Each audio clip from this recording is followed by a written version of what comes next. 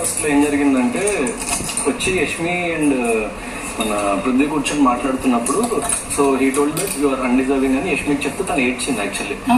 So తను ఏడ్చిన తర్వాత బయటకు వెళ్ళి తన్నే చీఫ్ కంటెండర్ దాంట్లో ఉంచిండు నాగమణి కంటే just because she cried. So అక్కడ ఇన్ఫ్లుయెన్స్ అయినట్టే కదా.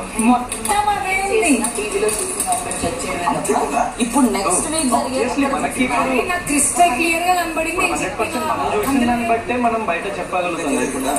నీకు ఎవరితో నేను మాట్లాడబుద్ది అయితే వాళ్ళని పక్కన తీసుకెళ్ళి చెప్పు, నువ్వు చెప్పేది క్లారిటీ ఇవ్వు. ఏం కావు ఏం పాయింట్ ఏం లేదరా. ఇప్పుడు వాళ్ళు ఇప్పుడు నీకు ఏదో మనీ పాయింట్ పైన చేసారని చెప్పి ఇప్పుడు అందరూ మాక్సిమం మనీకి ఆపోజిట్ ఉన్న వాళ్ళు ఏదో పాయింట్ తీసి చేస్తారు. మరి వాళ్ళకి మనీ గురించి ఒక నిమిషం మనం ఒకవేళ చెప్పిన వాళ్ళతో మాట్లాడకు. నామినేషన్స్ వచ్చినప్పుడు నీకు మంచి ఆపర్చునిటీ ఇవన్నీ వెయిట్ చేయి, వాళ్ళకి అర్థం